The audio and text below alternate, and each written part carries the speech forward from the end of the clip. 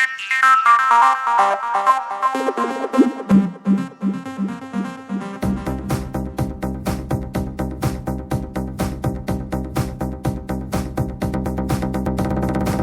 the space city called Houston, Texas, welcome to Spaceboy Universe, featuring Spaceboy and the lovely Surlana. So strap in and prepare for launch sequence.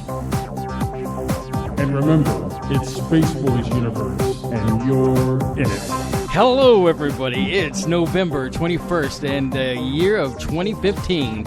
Your show tonight is 009, and it's all about the internet.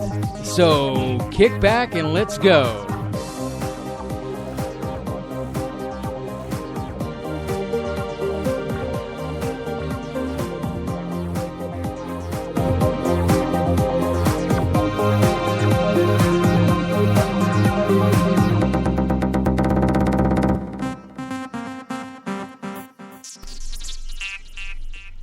I am so glad to be back. How are you, my friends? It's Spaceboy, and to my immediate left is Surlana. Say hello, Surlana. Where are we? It's, I guess, a couple weeks later, right? Oh, are we doing that thing again? And we're live. Oh, yeah. Yes, we're live. Did you like having all that extra time off from this? Or? Not really. I was really jonesing last weekend when we were not on the air, and we did the repeat with Gordon Roop with the conspiracy theory, which a good choice. A good choice. It was a good conversation with Gordon, and in fact, we hope to have him back real soon. In about 2 or 3 weeks, maybe. If he confirms it. If he confirms. So, Gordon, if you're listening out there, my bud, go ahead and confirm that. Get with Surlana or even myself, and we'd love to have you back for another show. So, do you want to tell the audience what we were up to last week? Oh, you had a fancy shindig to go to, then I guess you felt this was your moment to get into a tux and outshine everybody, which you actually did, I have to admit. Maybe a little biased, but you actually did. Not to toot my own horn. Photographs on Instagram, Spaceboy Universe. But, I did get a lot of comments about being in the tuxedo, and I was very dapper, a lot of people said, and it was fun. I enjoyed. I mean, I don't have a problem getting into a suit. No. I mean, I prefer, pair of shorts, my... graphic T-shirts. Yeah, but you had your swagger on. Let me tell you, you certainly did. So, what else happened in the time that we've been off?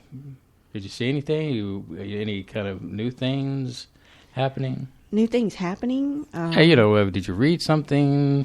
Reading is forbidden topic between us because we don't read.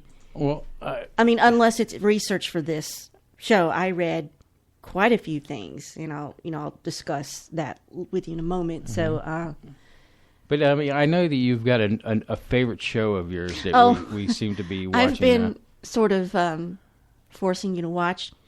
Well, not forcing you. You can get up and walk away if you want to walk away. Time and Drunk History. Yeah, we've been watching through a video. Do you know what channel it's on? Normal cable? I think normal cable. I think it is on Comedy Central, but we just have a Roku box, so we have to pay for just what we want to see. A la carte. But, and I think Drunk History might be on Hulu as well. Yeah, in fact it is. I saw it the other day. And also, I want to say that it started out as a Funny or Die internet comedy bit, and it made its way to TV. But, that just cracks me up so hard. The premise is awesome. It's hosted by Derek Waters, right? Yeah, I don't know who he is. And each episode, he, I guess, gets a famous comedian and or semi-famous. Semi-famous. Maybe we're just not deeply nerdy enough to know who these people are. But he gets them pretty intoxicated. The only one I knew for sure was Dan Harmon, the creator of Community and Rick and Morty.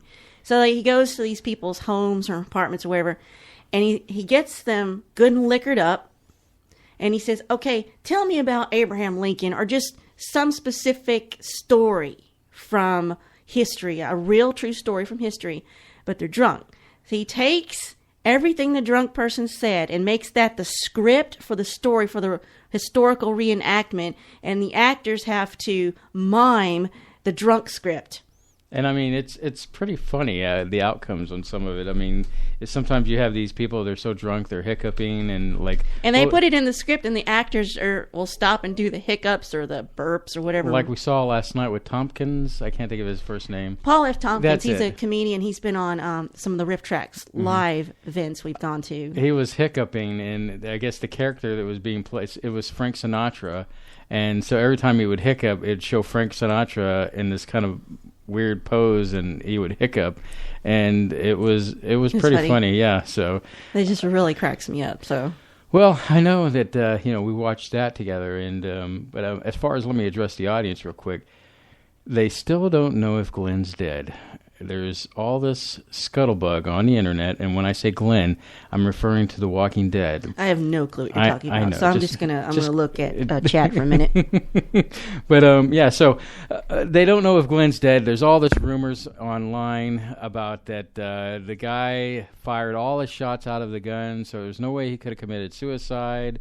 And when he fell down on the ground, he could have been, the guy could have fell on top of Glenn. And they were just wearing clothes that were so similar. So, and they're really kind of tailgating this along into a sense that, I don't know if you've read the graphic novel, so I'm not going to really spoil it, but it doesn't look good for Glenn one way or another. But yeah, so everybody's waiting for the episode to come back where, hey, Glenn's alive. Well, and then something else will happen to him, but I won't tell you what until then. And, they've put out a new Star Wars trailer. Sorry, I was busy reading things. I thought it was another good one. They've released some more information. I guess we're down to the nitty-gritty as far as time is concerned. Next month is the release of Star Wars. Now, I know you've asked me, am I going the day it's being released? You're not insane, surely. I am not that stupid enough to go wait in line and get a seat that's far off to the left-hand side. I think you know me by now, that when I go to the movies, I generally like to go on a movie. Can you go by yourself? On a Sunday. Well, I mean, did I see Terminator without you? Or did you see that? Oh, yeah, you saw, Genesis? Yeah, Genesis. I was quite happy to send you off while I slept for 3 hours later. Which, incidentally, I still haven't seen James Bond yet, and that's on my list of things to do. But as far as Star Wars is concerned, you know that I will probably not go to see that until, I guess, a few weeks after. And that won't be so bad. I'll go with you if you know the bargain, our pact we have, the movie pact we have. I always butter you up by buying you whatever treats that you want, especially an icy, and it's a part of the deal. So I make sure that you're well taken care of, and every treat that you want imaginable to mankind, you will get. So that's my deal with her. So I think a pretty sweet deal. And a lot of wives don't get that deal. Yeah, I mean, I think it's fair. I mean, if I'm then a lot of wives aren't guilt tripped into doing a internet radio broadcast. Well, it's the future. It's the future of broadcasting. I feel like the internet needs us, babe, more than any time ever in the history of mankind. They need the dynamic duo of Spaceboy and Surlana. And she's looking at me, and I hear crickets. Oh yeah! If only we could do radio morning DJ sound effects. I think that would really add to this. Hey, it's 3:45 in the morning, and you're listening to the Zoo Crew. I'll start coughing, and I'll have to quit. Stop it. So, anything else going on? Well, I hate to talk about relevant topics to a week because I try to think about people are listening to this months from now, but as of right now, on the 21st of November 2015, I am recovering from a unexpected dental adventure that was painful, and I am a little drugged up right now of legal prescriptions, but it's a miracle I can talk to you now. What day was that they did Tuesday. that? Tuesday, okay. Yeah, because Wednesday you were in pain and... I went to work, stayed 20 minutes, and then left. And Wednesday was also your birthday. Oh, well, it was going to happen sooner or later. I mean, it's... Happy birthday, Peter Pan, Dorian Gray, Space Boy. I'm just keeping it real, man. Does it look any different from the day I met him in 2004? It means love when your wife turns over in bed and she looks at you and she says, you know what? I just want to punch you in the face. I just want to punch you in the face.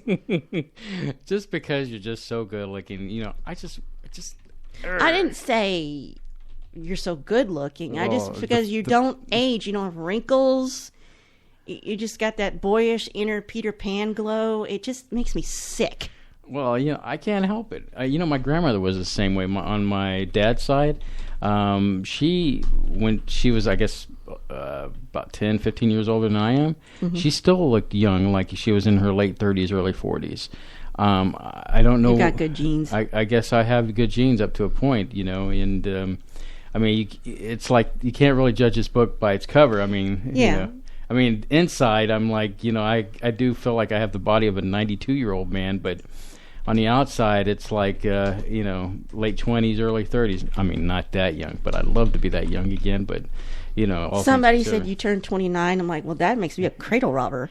Yeah, a good friend of ours wished me a happy birthday on his radio broadcast, and we shot the name. Yeah, but it doesn't mean we don't love him. It's just we just respect the privacy that we want to give him, and if he wants to mention us, that's great, and at some point, if it's okay for us to mention him, we'll mention him. But so what else? Are we coming up on a break soon? Because we have so much to cover. I know we have a lot to cover. I'm just a few more minutes of banter, and then we can do that. Oh, you didn't tell me how exactly long. I mean, I prepped for banter, but I didn't know how long the banter was supposed to go. Well, you said, "Are you prepped for banter?" I fully expect. I have you to be 2 prepped. weeks of banter prep. You've been off for 2 weeks, but for 5 of those 2 weeks, it was really bad. Well, I mean, has there been anything else? Okay, let's look. Okay, show. Went to Fancy Shindig. I had a bad experience on the thing. I did all this research, and here we are. Well, you got some free drinks at the Shindig, didn't you? Yeah. Yeah. Everything was free. Yes. How about that roast beef? It was delicious, wasn't it? Oh my gosh, there was these tiny little rolls. They fit in the palm of your hand. They're so cute, and they had these little things of a roast beef sticking out of them, like they were like spitting out roast beef. It was just, it was great. Well, I guess if that's the best that we can come up with, that's pretty much the highlight of the month right there. I know the answer to this question, but you haven't gotten your extra sleep, have you? From what? You haven't been able to get a chance to sleep late. Here it is. Well, somebody had this bright idea this morning to make an appointment at the wrong side of dawn to drop off our cat and our dog at the vet before the store even opens. So we did come back home, and I got my 2 hours of nap time, regardless of your feelings about it. Honestly, this morning, I really did not want to get up. I've been really exhausted lately, and as you know, I've been really just driving to make this show a success, in the sense of, okay, let's get this done, let's get that done, and then, of course, getting school done, and then, of course, the job that helps pay for the universe in general. This Saturday I was like, this morning, Saturday, I just did not want to get up. I was just, and but anyway, we did it. We got it. It's a part of that thing where let's just get it over with the fastest we can and then be done with it. So, we can kind of go from there and roll those wheels, so to speak. So, but, let's take a break. But before we take a break, I do want to make an announcement because something traumatic happened in the world this past week when we were off. And I just want to say that terrorism is a terrible thing, obviously. And the people in Paris, France, we just want to let you know, if you're listening out there, that you have our deepest condolences on the loss of any of your family members and friends. And but I do want to just say that whatever has come your way, we should never give up hope. hope is important for us to continue on to the next step and to keep on living. So we would like to just say at the Spaceboy Universe that we are behind you 100%, Paris, France, and France in general. And whatever we can do as a country in the United States to make you feel better and heal, just let us know. We're your friends. On that note, let's go ahead and take that first break. I'm from another planet. And we will be right back. And we're going to be talking about the internet. So let's take the break and we'll be back.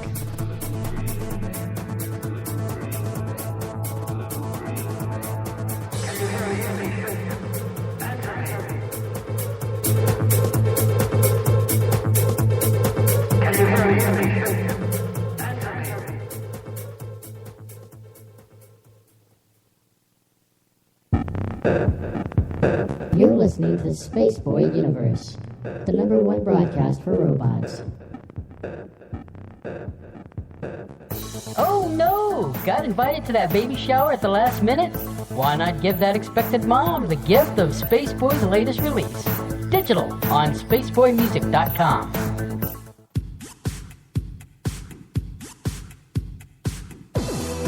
To call in, dial area code 713-701-5214. You are listening to Spaceboy Universe.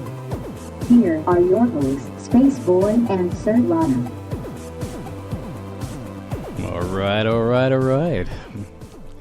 All right. Tonight's topic is the internet. Bum, bum, bum. Now, a little disclosure before we start. The internet is a huge place and a huge topic, nevertheless. So we're going to cover as much information as we can. We apologize in advance if we miss something.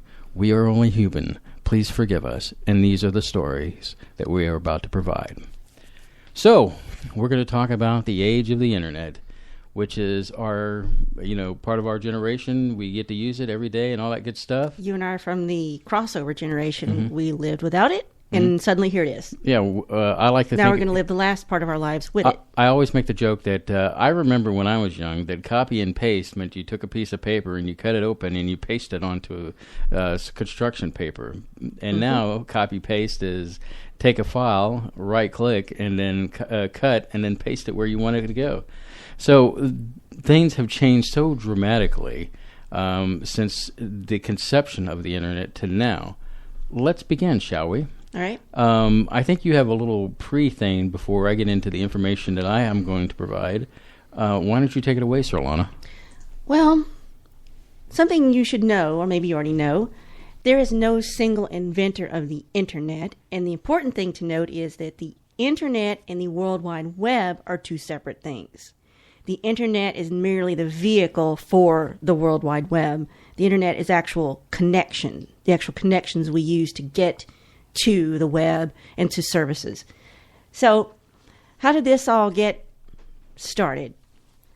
Well, somebody you may have heard of, certain people out there who are listening, Vannevar Bush was head of the Office of Scientific Research in World War II. He's the one who initiated the Manhattan Project and served on the MJ-12 committee, Majestic 12, just as an interesting side fact. But he, in 1945, he wrote this article called As We May Think. And in this article, he had this theoretical idea of a machine called I don't know if this is Memex or Memex. It's M-E-M-E-X. So his idea for this Memex called for a desk with a device on it that could use microfilm, data on microfilm, and enable a person to store a whole library's worth of information on their desk. And he thought, okay, so you could use two screens next to each other, dual screens, this is sounding familiar, and view multiple articles at the same time. These articles would have logical linking between them, and you could go back and forth between them all.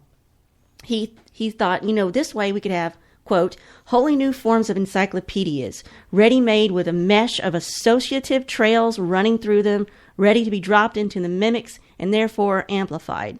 Is this starting to sound familiar? And this was in 1945. So he had this concept of logical linking, which will lead us to what we know as hypertext. So I just wanted to note that he was the first to have this grain of the idea. Nothing ever came of that, of his idea. So what do you have? Well, basically, you have the 1950s that I guess history cites as kind of a hodgepodge of the beginning of the internet, or at least the idea as well, going off of what you've just said. 1950s, what is happening? Basically, you have the launch of Sputnik, and it just drove our government crazy to a point where they had to find, some way to keep up with the Joneses, so to speak, and create something that would be technologically equivalent or beyond that.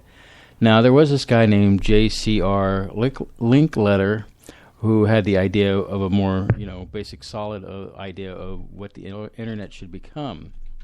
And keep in mind, during this time, computers were like nothing more than the idea to the American public, or just people in general, than basically like sci-fi props. There were these huge, big rooms filled with a machine. Basically, it was a computer. Think of your laptop or your desktop, and it filled a whole office floor almost, basically. A big rooms, very sizable. And so at that time, it was not the small, wonderful thing that we've grown accustomed to. So that around that time, 1950s, you have President Eisenhower create the organization ARPA. And what they basically did was they were in charge of the space program and computer science. Well, as time went on, as we know, space became more of a priority when you have Kennedy come along. And computer science, well, it kind of went to the back burner, but it wasn't forgotten.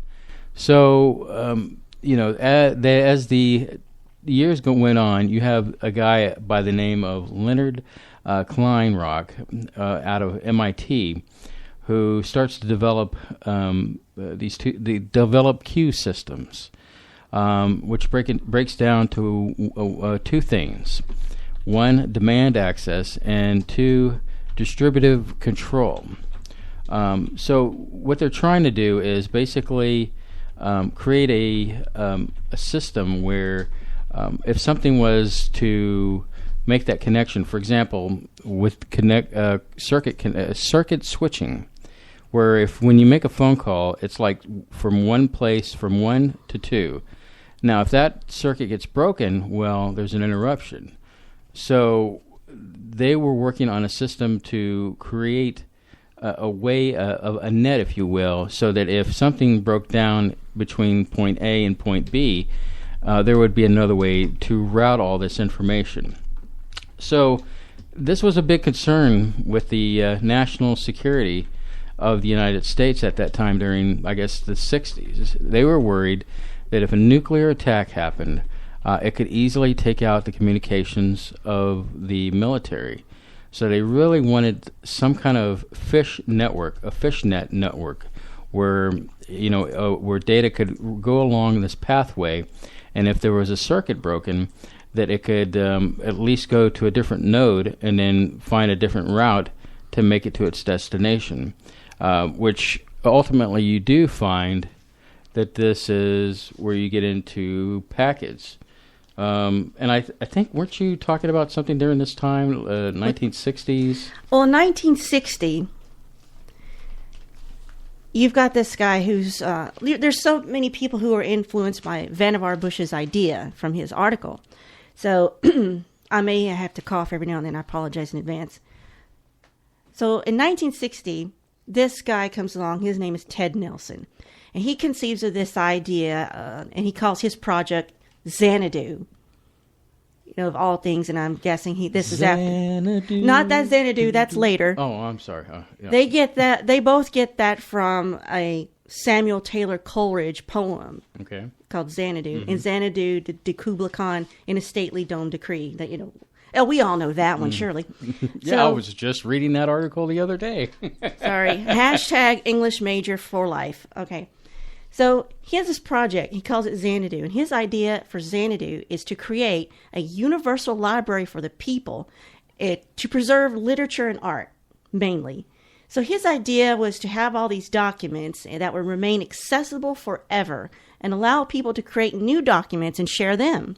And he coined the term hypertext. Nelson, however, lacked the technical knowledge to make Xanadu happen.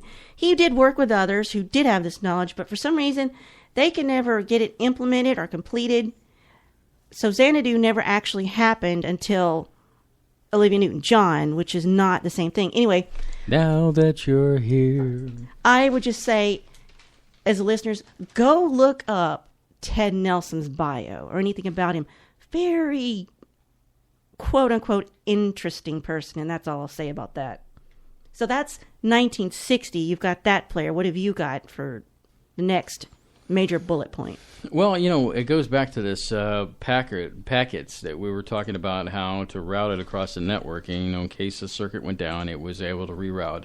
So in these packets, they decided to break the information down, and so that it could go over this network. And in that process, each one of these packets had a header. Which told basically the packet where to go and sent it off to its destination. And as it went across the network and it hit these nodes, that it would say, okay, you're here, you go there. And it was I look at it as like, based around the way the the way the mail system is today, with the electronics and how it runs, and it knows that if this zip code's here, push it that way. It's like that, but better. Mm-hmm. So, and so you get all that, and then so by 62, they go off and they're doing all this research and theory into the package to make this actually physically make this happen. I mean, this is the idea. If we can just do this would be great. So they spend from 62 for the next 7 years. They're doing all this research, and then comes along Bob Taylor of the ARPANET around 66. And he basically, at the time, no computers could talk to each other. So Bob would move to computer to computer, one terminal. If he could have one terminal to control all these computers, that would be awesome. So the problem was that you have computer A that would talk a language, you had computer B that would talk another language, and so it was just computers talking to each other, not people talking through the computers. No, in fact, you had all the different computers, but they couldn't talk to each other because distinction. They didn't have a shared language to basically start to say, hey, I like to communicate with you, and so in order to do that, what they did was they ended up creating, I guess, what is called an interface messaging protocol, interface messaging processors called IMPs. So what you can imagine is you had the main computer. They couldn't talk to anything. They had created a device called an IMP, which connected to the computer system, which allowed it from that IMP to be simply like a line to another IMP that was talking to another computer. So they were able to get this to work to some degree. Now, you're not going to believe this. They were looking for funding in this, and so they went off and they talked to the phone companies at the time, and they say, that'll never work. And besides, our systems work fine. We don't need another communication device or anything like that. And so I felt threatened. I think there was. You know what it reminds me of, and I hate to jump ahead here. It reminds me of when Steve Jobs goes to IBM, and he says, "I've got this great idea," and they're like, "Well, we're not really interested in the software aspect. So if you want to license it, go right ahead. All we just need is the software, to work our computers." And we all know what happened in that situation. But so eventually they end up getting some funding, and they hook all these computers up to different universities. I think it was 3 to 4 different universities in California and one in Utah. And wouldn't you know, they got the things to work. And so that leads you to the birth of the Internet in 1969, when they connected all 4 of these sites. So, and as from that point, it just pretty much took off like wildfire. But who was it for? Well, at that time, it was strictly for the universities to share information. And the eggheads. Yeah, the eggheads, basically. And it kept building. So by 71, you started off with 3 to 4 mainframes. By 71, you had 18 mainframes. Now, that's pretty significant. And within a year after that, you have the creation that we're still using today, and that's the internet. I mean, the email. Sorry, I get a little tongue-tied there. So, no, the creation of the email by Raymond Tomlinson. And, it's to this day, it's still used exactly how it was initially set up. Where the @ symbol, he said that was the symbol he picked because he felt like you had this person that would be at this address to send it there. So, pretty significant as far as, a first... I think it was referred to as a wildfire application that it just took off without any holding back. So, and so between 72 and carrying on, you get the next major leap because you have all these computers talking, but they really didn't have a standardized way of communicating with each other. I mean, they were able to talk to each other, but there need to be like when you're driving on the road, you come to a stop sign. What do? Stop, and you let the other guy go, and then so another guy gets on, and how they get on the freeway. Well, they needed a simplified way to do that, and it was kind of open up at the time. But what was created at that time, which is significant and is still used today, is the TCP/IP interconnect, and so that allowed for computers to talk and get on to the gateway and send out information and then, receive information back.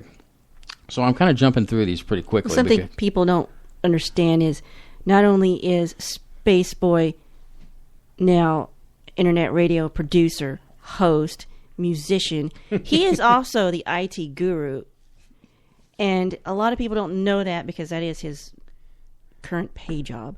But, I mean, that's literally on his business cards. So that's why he's really into and he's had Network Plus training. He's also A+ CompTIA certified. So this means something to him. So go ahead. Well, it's, I guess a side note, she's absolutely right as far as being all that wonderful stuff in IT. I mean, they say don't quit your day job. Well, my day job is an IT guy. But...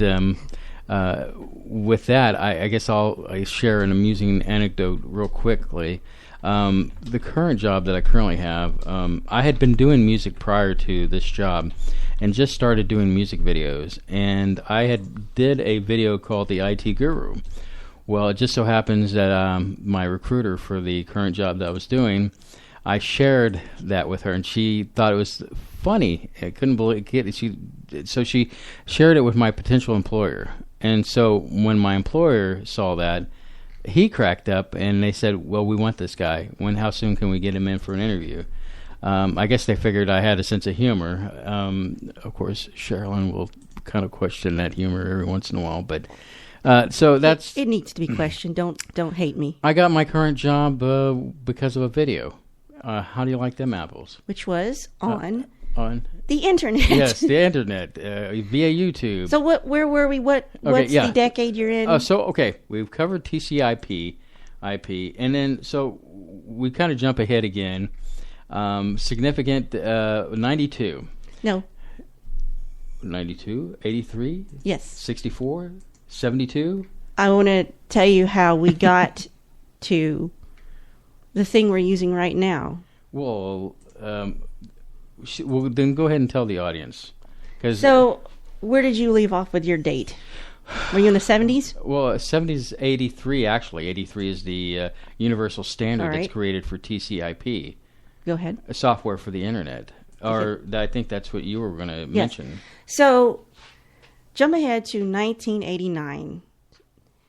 I guess before this, you just had computers talking to each other and like, oh, isn't that nifty? Who cares? So, Tim Berners-Lee, an Englishman, was working at CERN in 89. He invented the World Wide Web. He founded the Worldwide Consortium. That's a forum for technical development of the web. So it's important to know, as I said before, the terms Internet and World Wide Web are two different concepts.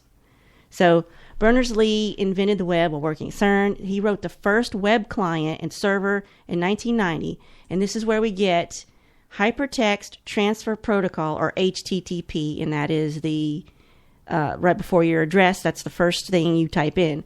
So that's how we get web pages, and now nothing will ever be the same again. What, a stork doesn't bring us web pages? What? I'm saying, what, we don't get web pages from the stork? They don't like No. babies? No? What? I tell you what. I wasn't prepped for insanity. I'm sorry. Well, I think people know how insane I am. In fact, I'm so crazy, I want to take a break right now. And when we come back, we'll talk more internet. More internet. Ha ha ha ha ha ha ha.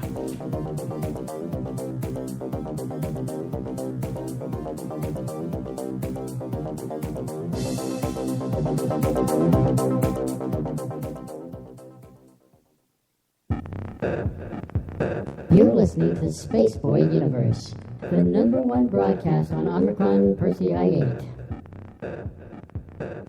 Techno, dance, atmospheric moods? Yes, my friends. My latest release, Digital, has something for everyone. Even makes a great gift for Grandma. Buy your digital download at spaceboymusic.com.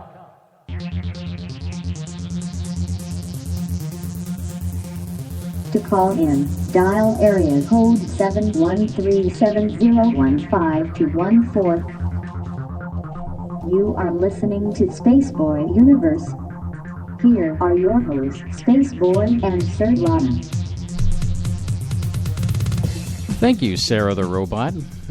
She does make a valid point.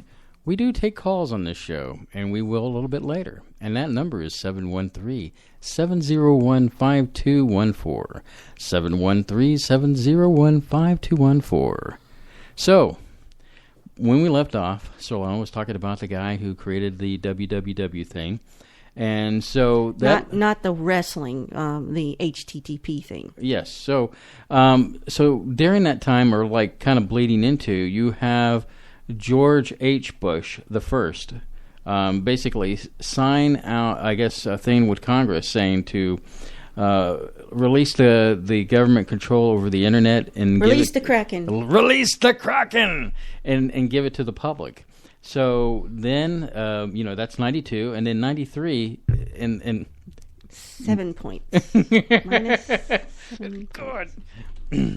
If you're listening, every time I've hit my microphone tonight, that's a point. I guess we're going to You started out with none. Now you're minus 7. God. So anyway, so by 92, you got that happen with George H. Bush, the first guy. And then 93 is really the internet as we know it is born. So in basically the first, I guess, GUI interface is Mosaic, which later is tied into Netscape.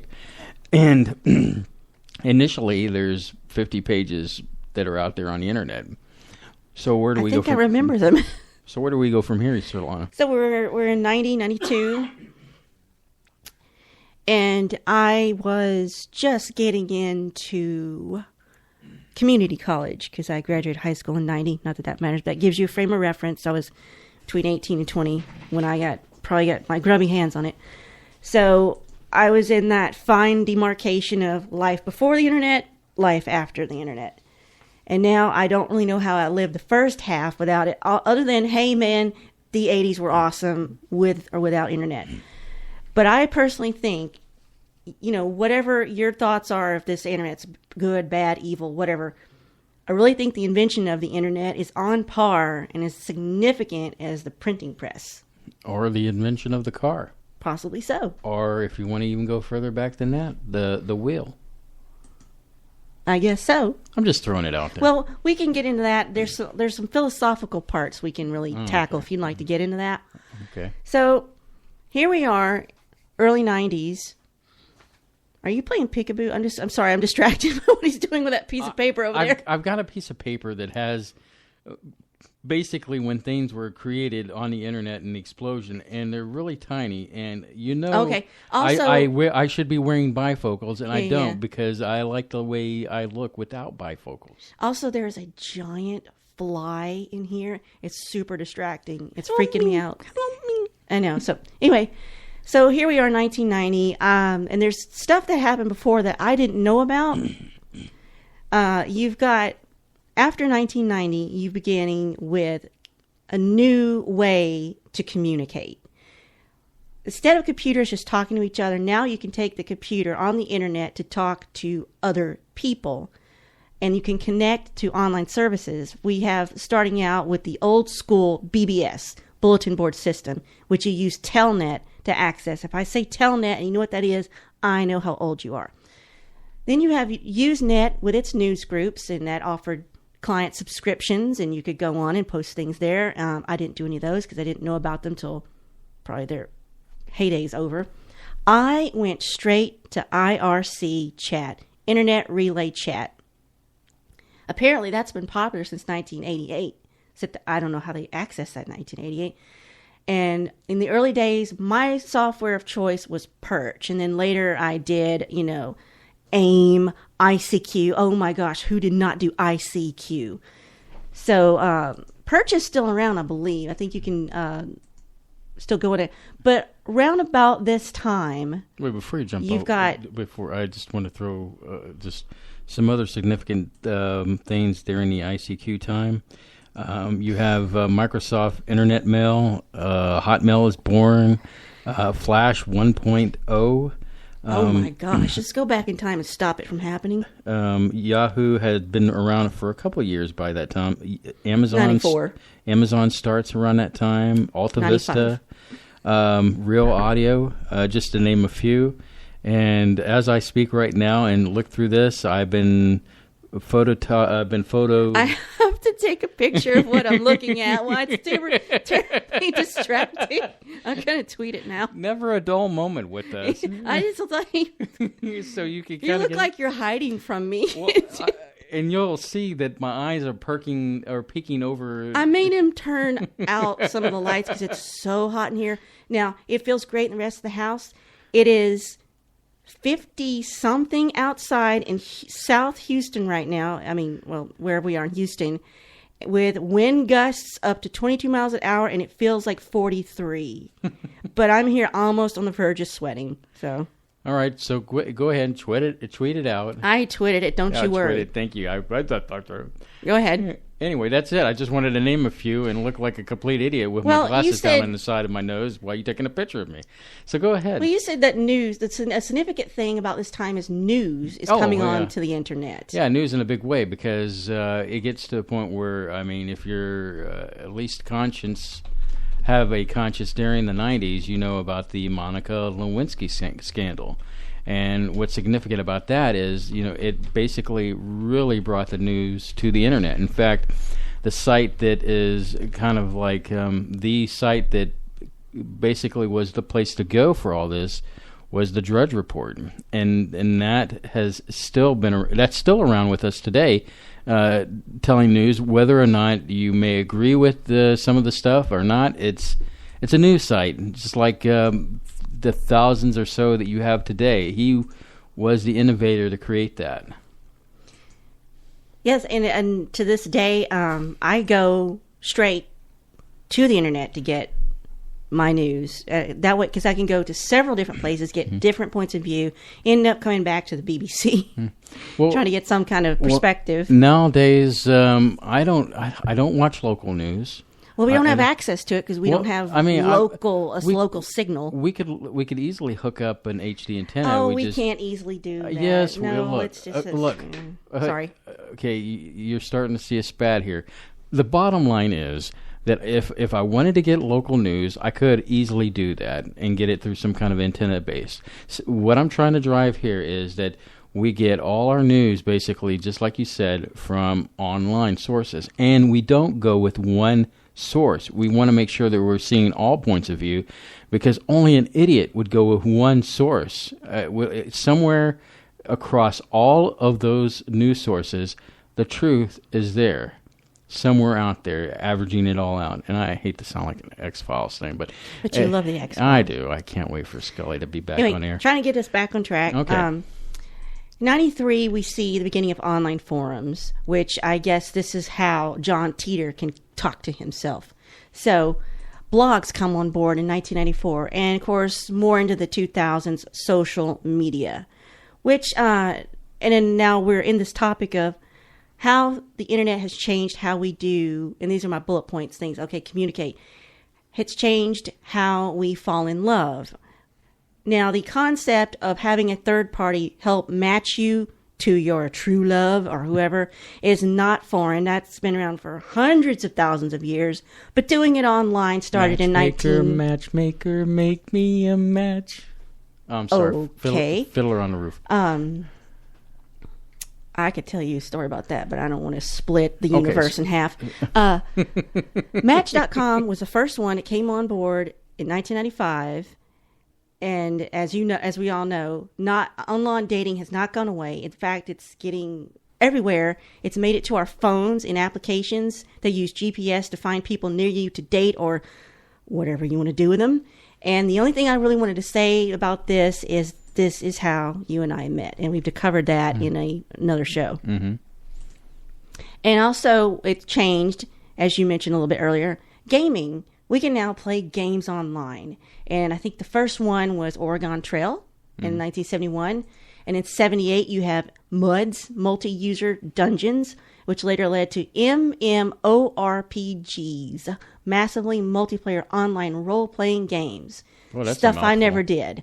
And then you get Java and Flash, and you can play these time waster games that I do on my phone now. And it's just a great way to kill time and not have to look at another human being if you don't want to. And then you get to go online and play with other people, and you can connect and come back, and you get World of Warcraft, and then we have GTA 5, and it's not going anywhere. And but were you doing things like this in that day and time, or? Can you specify the day and time, officer? Early 90s internet gaming, or? Well, when I look back to my early internet gaming, online that is, I think the first thing that pops into my head is PopCap Games. And that, I guess you had, what was it, Dynamite? They're still around. And I mean, they are still around. Well, that's not that old. But that is a PopCap game, but I do remember that. And I'm trying to remember back. There was one it was a Mummy's Revenge one, and that's fairly old. And but they had several of them games, PopCap Games, which now is owned by Entertainment Arts. The dreaded Real Player had some online games, and you could download them. The games were actually good. I just wish that program would die. I shouldn't say things like that, I know.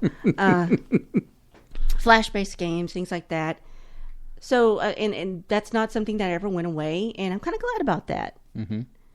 And another thing I wanted to discuss that's really changed, and we can share a recent experience about how I think things are only getting more awesome in certain ways. So, online shopping. Here's something I found out I didn't know.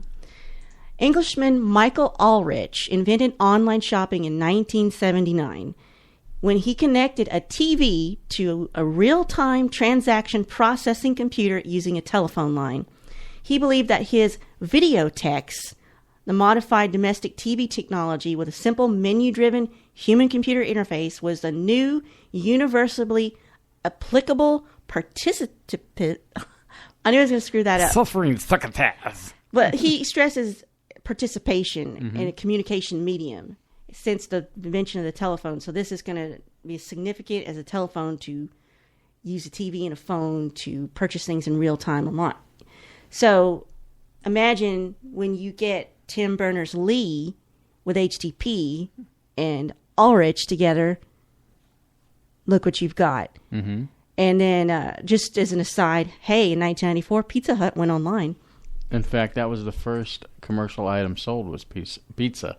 Yeah, it's awesome, isn't it? And most significantly to my life, Amazon.com launched in 1995, as well as eBay, the world's largest garage sale. Still one of the top 3 largest selling shopping sites. And Amazon, gosh, this is going to sound like free advertisement, but this is our life, and this is what happens.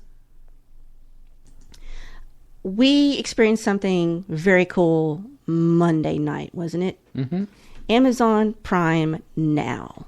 Tell them what you did real quick. Oh, well, let's go ahead and give some text to this. It's basically Amazon has, you can use your phone, whatever, to buy stuff. You don't have to go to a store now. You can easily do it for the comfort of your home. But now, using the word now, Amazon has an app which allows you, and they have certain select items that you can buy. And in our case, we wanted some treats earlier last week. Long story short, we got ice cream in 35 minutes. Woo! Thank you. I'm trying to stretch the time out. I have loads to talk about. I'm sure you do. But anyway, so she asked me, so I'm telling you that we ordered online, we got treats, we paid for it, we got it within an hour. So you that was pay a little extra. A little extra yeah. from a lot extra. We ordered a couple of things of ice cream, some candy, and a desk calendar. And a desk calendar. Well, just to be weird. No, not necessarily weird. I had to order enough. Brought it all. I had to order a minimum of $20. There's a minimum amount you have to get. But it's great. But not to have to leave your house. Yes, I mean, and the reason why I'm intrigued by it is that we do a trip to Walmart occasionally where I wanted to know if there were items that were equal to the things that we get at Walmart, and so that we could save a trip not going to Walmart and get those items. And there are a multitude of items that we can get and easily put it over the $20 mark, and we don't necessarily have to get it within an hour. We can get within a couple of hours, and there would be no charge to us. So it would be, we would save the gas money and actually going to get, versus going to get these items, is what I'm saying. Bottom line, very cool. And if you've got Amazon and you do have an Amazon Prime, and it's offered in your area, you should definitely check it out. I highly recommend it. Amazon is, if it was a person, I would just love and hug it and tell it, I love you so much, Amazon. You've grown up to be such a wonderful person. I've never had a bad experience with them so far.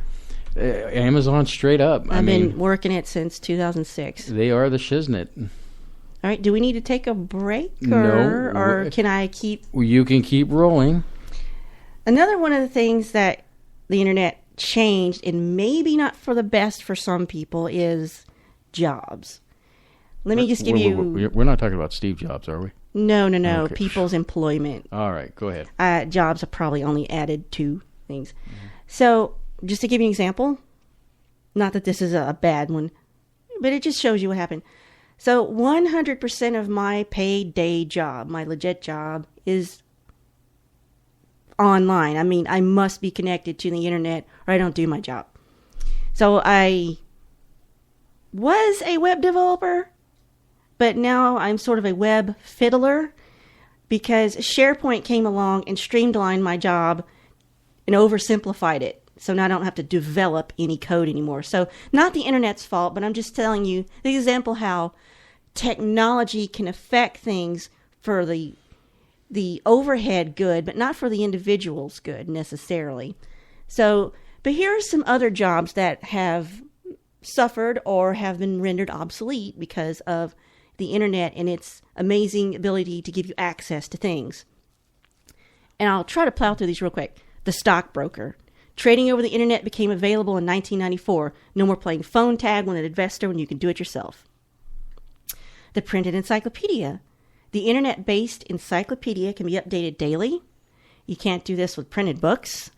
And in 2012, the printed Encyclopedia Britannica was officially done. Encarta on CD clocked out 2009. And then now we've got this juggernaut Wikipedia, which, yes, questionable references, but you can't match the accessibility of it. So it can be updated so quickly. So that's one thing that got affected. And another job title, the travel agent or travel agencies. Their success has been waning since the late 90s because of the internet. So if you need to travel, you go straight to the web. You find dozens of travel sites dedicated to finding the best deals on hotels and transportation. No plugs here. I don't know about it. I don't go anywhere. And another thing they say the internet has killed, but I don't think it's true because I see them everywhere at work, is the fax machine. Oh. Why do we still have fax machines? We have copier machines at work. Mm-hmm. You lay the document down, you scan it, you send it to your email, you email it to yourself, you can email it to someone else, you can print it out back at your desk. Mm-hmm. You can email this document to someone else elsewhere. Why do you need to fax? We have them set up at our workplace where it's a multifunctional and you can scan it. It goes to a drive that you have access to. I still don't understand. But fax, or are you talking about a copier machine? No, that's multifunctional copier. Is that's what we have. That's everything we have. It's like faxing's like using MySpace for your web business page. But the thing is, it's. I know you have companies that I'd like to think my company is somewhat cutting edge, but we deal with people in the business that are using equipment that every penny counts. So to them, it's like their bottom line. Yeah, bottom line. They're like people that it's like pulling teeth, like getting people to use pen and paper to come to the digital age alone. And these people are, I have so many stories, but I cannot talk about them. I cannot talk about them. I hear you. Me too. So, continue on. I just wanted to throw my 2 cents. Well, here's one you'll have more than 2 cents on. Oh, God. If video killed the radio star, then the internet killed video. How many blockbusters do you see around? 0. They're all gone as of 2014. I guess this is thanks in part to Netflix, DVD ordering and online streaming with original program and content. Redbox. McDonald's movies to go. Mm-hmm. There's also in the foyer at Walmart. And that's only growing, isn't it? You've got iTunes, you've got Hulu, you've got Vudu, you've got Amazon, and YouTube. The thing is that the elimination, can we say, of Blockbuster only happened within a short time frame. Yeah, it took a lot. Seemed like it took a lot to kill it, but did not you used to work in a Blockbuster? Thank you very much. This is, as I call my pre-JG, pre-Guerrero days. Yes, my life. I worked at a Blockbuster. I wore the nice blue Oxford shirts. And you liked it. And the thing is that let me explain why. I was working at another job at the same time. I was working as a waitress in a cocktail bar. No. So at this job, I had a best friend that worked at Blockbuster, and I never really got the chance to hang out with him. And I thought, well, why don't I go to work with him? That's a crazy reason to work at Blockbuster. But I figured my logic was to hang out with your buddies. Hang out with my best friend, and I can make some extra cash, and it would be a subject matter that I like to watch. I mean, I got 5 free rentals a week, and it wasn't a bad thing. It got to the point where I pretty much saw everything from A to Z in that building. And so, I love movies. I think you know that about me. That's probably why you worked there. Maybe. So that was just another bonus. And plus, it was kind of like my friend and I were like the 2 guys from Clerks. Dante and what's his name? I was Dante and he was, what's his name? The blonde one. Anyway, continue. I'm sorry. Another thing that, and I'm kind of grateful this has happened, that the internet supposedly killed, was the phone book, the printed brick. Which still ends up on our doorstep. I don't know why. It goes straight to the recycle bin.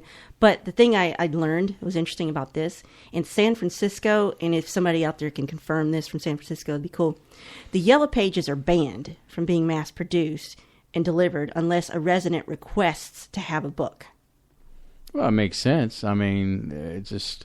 And the thing is, now it's like a moneymaker. You can't go online and let's say, well, what's the number? What's the number to this? Yeah, you get a number and you don't recognize it, so you try to Google it or whatever, and play it says, detective. Here's the zip code. Want to find out who it is? Yes. Pay this. It's behind a paywall, so. You know you want to. Go ahead and spend $1.99 and we'll rip you off immediately. I mean, You're on fire tonight, aren't you? I am. I just can't help it. It's because we've been off for a whole week there. But so I'm hopped up too. yeah, the best thing you get is, at least when you do get a call, there is 1-800-NOTES that tells you. Oh yeah, the 800 numbers. Yes, we're calling because we wanted to get you into a free rental for the summer. I love looking at the people who've had those calls, what they say, who it is, and their feelings about it. I actually love reading troll and angry comments. I just like it. Yeah. So another thing they say the internet's killed, which I think is a bad thing, and I don't think it's necessarily true, is the printed or foldable roadmap. You're stupid for not having one. Because if your GPS goes out, you lose a signal, or you break your phone, or your power goes out on your phone, you need an actual map. I try to keep a map if I'm going on some kind of trip. I usually buy a book or whatever. Did we not have several for our journey to California? We had several. We had that. I printed out the ones that showed our destination. I printed it out, and I had stars on where all the gas stations were and all that. But the thing is, I have the old school mapping system from Rand McNally that flipped it up. It had each state and the major roads and all that stuff. Because the route we took is get on I-10, don't leave it till you get where you're going. I mean, because let's face it, the hills do have eyes, so it's best to know where you're going. And the eyes of Texas are upon you. Yes. And another thing that I'm kind of sad about this, because I really miss going into the record store, which the last one I remember was CD Warehouse. The statistic I read is legal and illegal downloading will cause a 75% drop in the brick and mortar music stores by 2016. How do you feel that about that as a musician?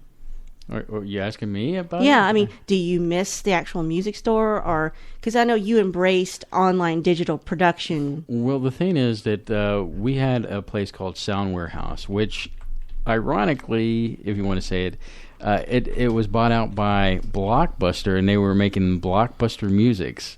And so the cool thing about the store was that it eventually got to a point where you could take a CD up there and they would open it up and you could play it and see. Yeah, music bar. The music bar. You sit down at the bar and check it out. And until that time, that was revolutionary. But I think that they were tainted with the Blockbuster name. And that's CD Warehouse. Yeah, and so, as a result, you have the internet. Something you didn't bring up that I wanted to kind of backtrack We're not here. Quite done with the... Well, when we get to that point, I want to cover MP3s. In fact, that's down here. Okay, yeah, down here. Don't leave me without MP3s. I got to tell you. That's a whole separate section. Well, I tell you what. Now would be a good time to take the next break. Yeah, so I can have I can fan myself without it. Fan yourself if you got a tasty beverage. But oh my goodness. So everybody drink a tasty beverage now. Drink your tasty beverage now, and when we come back, we'll be talking more internet. And eventually we'll be opening the callings up for you to call in. So we'll be right back.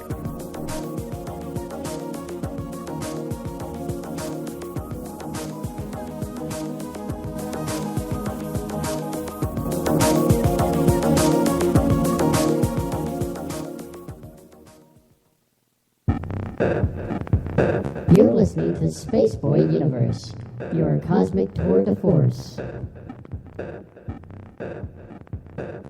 Techno, dance, atmospheric moods? Yes, my friends. My latest release, Digital, has something for everyone. Even makes a great gift for Grandma. Buy your digital download at spaceboymusic.com.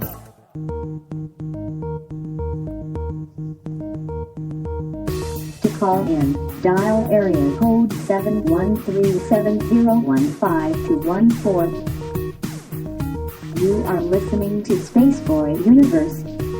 Here are your hosts, Spaceboy and Surlana. Yes, Spaceboy Universe, where you can buy 10 CDs for a penny. Didn't see that one coming. Yes. So you were saying before we took our break. Yeah. So I'll touch on the whole MP3 thing because it is super significant. And I was there, man. I was there, man. Yeah. I'm having flashbacks now. Yeah. So another thing that the internet has severely imposed itself upon the business of making money is the traditional printed newspaper. According to one website statistic I read, in 2009, over 200 newspaper companies closed in the U.S. Wow. Another thing, the bookstore.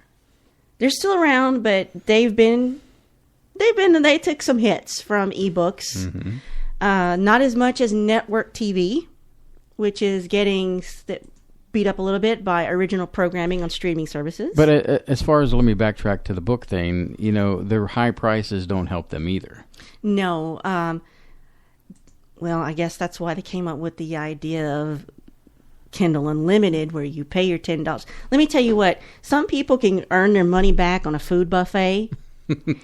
I can shut down Amazon with Kindle Unlimited. I can read more than $10 worth of books in a month. Let me tell you, that's where they lose. Ha ha ha. So, and then you've got remember 1-900 numbers? Which 900 numbers are we talking about? All of them. Okay. So, the internet killed those, and then now you've got Skype, voice over IP, video chat, webcams, chat, And the last thing that's really, I think, very significantly been affected by the internet is the USPS mail. Mm-hmm. They've had to increase their prices, and they had to lay off people. They've had to eliminate some services, and they're still clinging to life. But those are some of the major job titles and services that have been affected by the interesting thing is that you pointed out a lot of businesses here, and a lot of those businesses have been taking the attitude like, oh, whatever, we'll be here forever. We're not going to change and grow and not give the consumer what they want. And part of that, if the consumer doesn't get it, they'll go find a way to get downloaded illegally. And they found an efficient way through the internet to get services that they wanted, otherwise that wasn't being offered, like sci-fi shows. And then somebody decided to leave the show because they didn't renew the TV show and contract. Yeah, you don't understand my sadness there. Anyway, so if you're talking about the Sci-Fi Channel, I think we're all well familiar with your bitterness there. But you said you wanted to talk about MP3, so I've got a good section on that. Oh, you do? So are you going to go and talk? Yeah, sure, if you're okay with that. Well, let me just throw out the fact. I do have that. I have those facts as well, and if you do that, I'm taking your picture. Well, I'm just looking for, that the... Come on, pass it over here. Anyway, so I just wanted to say that the MP3 my face is so hot. was patented in the late 80s, early 90s, and that's what I wanted to start with right there. And so if you've got something groovy to add to that. All right, so let's talk about this section's titled Copyright and the Theft of Intellectual Property in the World of the Internet. All right. Napster, Kazaa, Morpheus, WinMX, LimeWire, BearShare, eDonkey, Scour, Audio Galaxy, Grokster, iMesh. If you've heard of any of these before and you know what they are, there's a chance you've used them. And yes, officer, I used them all. Shame on you. Shame on me. So, what happened was, in 1991, the Moving Pictures Expert Group, MPEG, chooses an audio format that was developed by the Fraunhofer Society and others to form what is known as the MPEG-1 audio layer, or MP3 for short, which allows songs that are on CDs to be ripped off, as in, digitally pulled from the CD and converted into a smaller computer file. Bang, how's your father? Birth of the MP3 audio format. Mm-hmm. Now, why is this to become an issue? The creation of a new audio format leads to the biggest threat of copyright and profit loss to the music industry has probably ever seen. In June 1999, Napster is created by Sean Fanning. And in December of 1999, the first lawsuits were filed against Napster, which led to the Digital Millennium Copyright Act, or DCMA, which, quote, I'm going to quote here from a site, criminalizes production and dissemination of devices intended to circumvent digital rights management tools that control access to copyrighted works. Let me give you a moment to tell you about my criminal activity. The night my brother was still living in California, sent me Napster.exe over the chat program we were using. I was up till 4 a.m. because I could find songs that were a little obscure in the 80s. You know, this was the 90s. So I should have still had access to them, but you can't find these on CD. I didn't tape them off the radio like I used to do.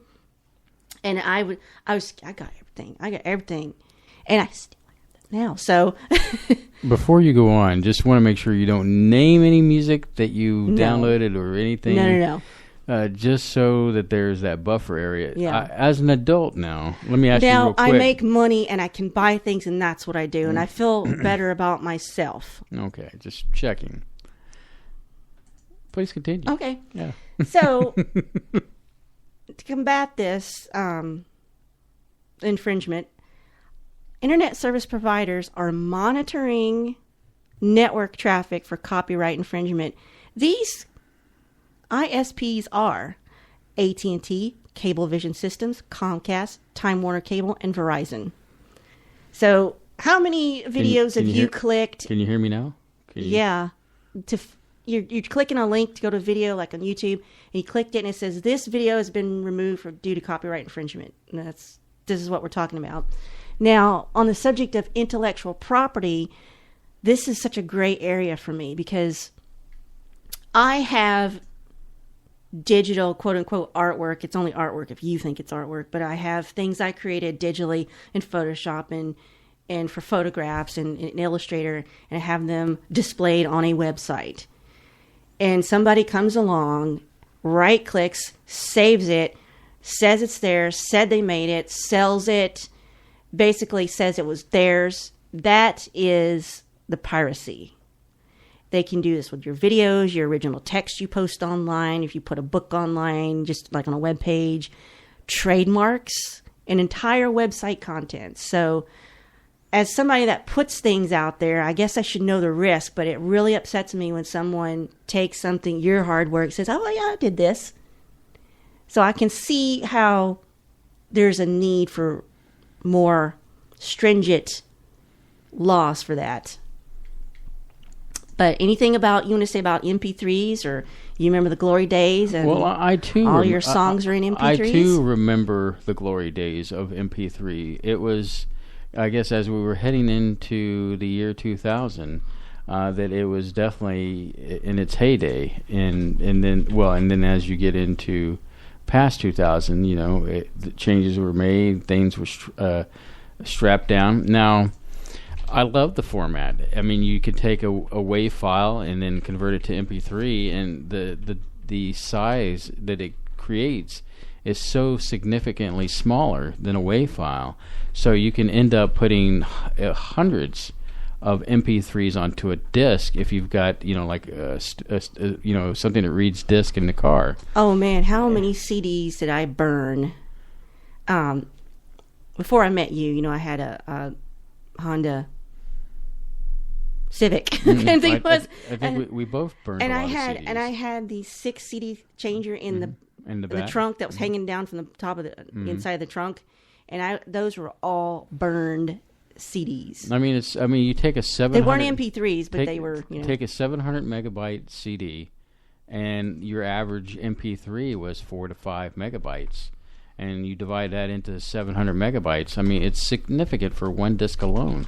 Now I think my car is capable of taking a DVD, which is 7.4 gigabytes of data, and once again, take that 4 to 5 megabyte and divide that into that. I mean, mind blown. I take my thumb drive, load it up with MP3s, put it in the USB port on the stereo in the car, play my MP3s, hook up my iPhone, do the same thing, It's a wondrous time. It's a great format. I mean, I use it for when I'm doing my music production.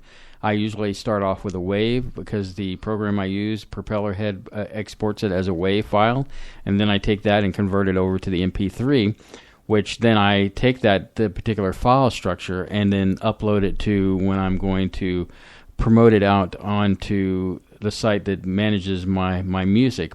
Now, I know the most recent CD I have is strictly on spaceboymusic.com.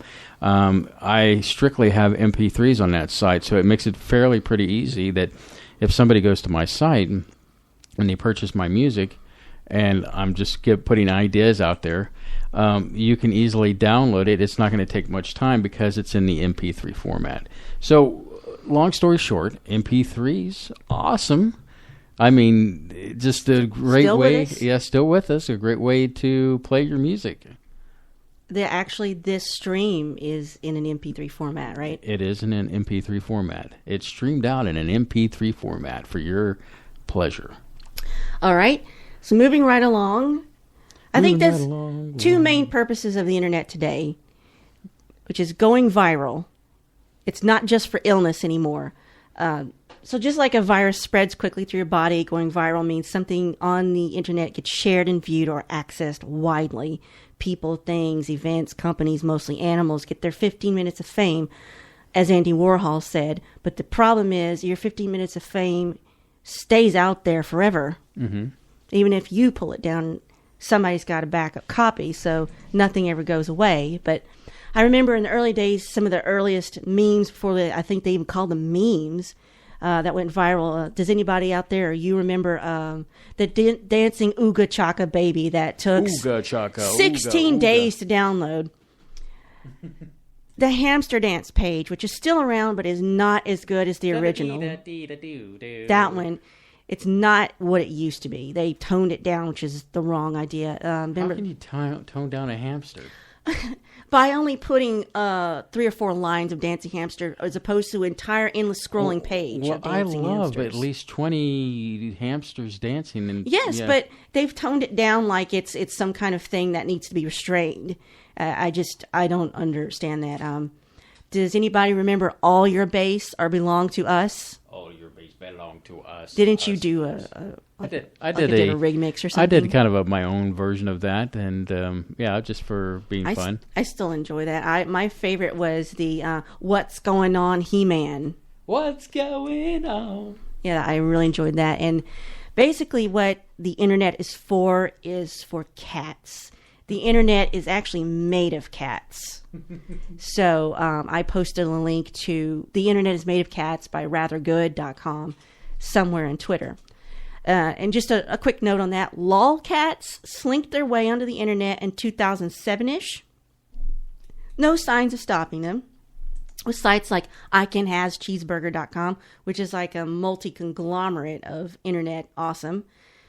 And what Lolcats did is they established the Impact font as the standard typeface for internet humor, because I'm a typeface nerd. So, you any thoughts on cats or going viral? They're fluffy. Or cats going viral? Do you have a favorite meme or favorite viral video? Well, I do. Believe it or not, I didn't hit it that time. You can't deduct me for that. But there's something going on between you and that mic, though. But anyway, so I do like what is it called? Animations? Yeah, animutations. Some of my earliest memories are animutations or fan mutations, and they were all made in Flash. And they took just forever to load, but it was worth it because it was like watching Monty Python. Mm-hmm. You remember Terry Gilliam would do the illustrations. Right. It's like that, but with Japanese songs and crazy whacked out stuff. And there's sort of a godfather. I'll go ahead and drop this link here. albinoblacksheep.com. Mm-hmm. albinoblacksheep.com is sort of the repository for all the old original fan mutations. So you go there and check them out. There's also like a Wikipedia for fan mutation, animutations.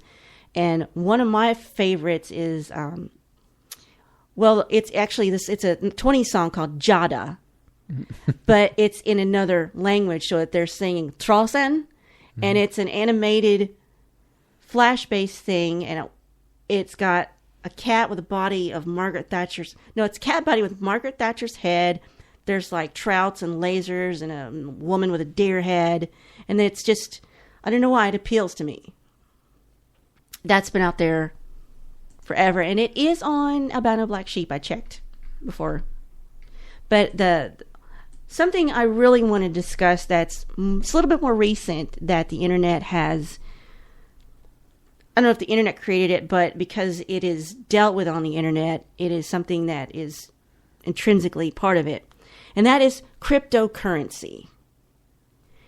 This could be significant because it is making governments nervous. It's making banks upset. So what is cryptocurrency? It is a digital currency in which encryption techniques on a computer are used to regulate the generation of units of the currency and verify the transfer of funds, and they operate independently of a central bank. So the first one that we all know is you're on minus 11 points. Bitcoin is the first decentralized cryptocurrency in 2009. Now, there are other names of cryptocurrency, and I didn't really care to list them all because none of them are as famous or as really as well known as Bitcoin. What's interesting about the cryptocurrency or Bitcoin is there's a cap, or there's a upper limit of Bitcoin that will be mined or produced. So this process of mining. Yeah, I'm kind of intrigued by that. Well, I would say go Google how to mine cryptocurrency. It's pretty fascinating.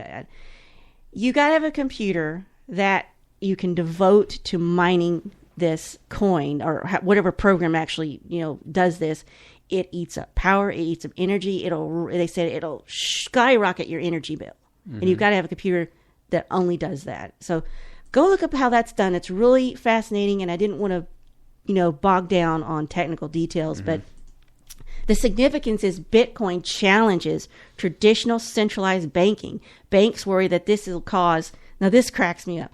Banks worry this Bitcoin cryptocurrency will cause an undermining in the confidence in traditional currency. And when I read that, I went, well, duh.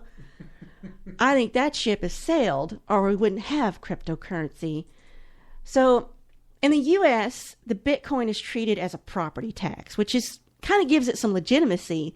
And of course, cryptocurrency is banned in China, but what isn't? And I'll talk about that in a minute if you're interested. So why would you use cryptocurrency? Because it's cheap. No one is charging you to use it like a credit card, like they do. They're not charging you interest. There are no central governments that can take Bitcoin or cryptocurrency away from you. There are no backsies, no take backsies, meaning no one can take back your Bitcoins, so there's no fraud.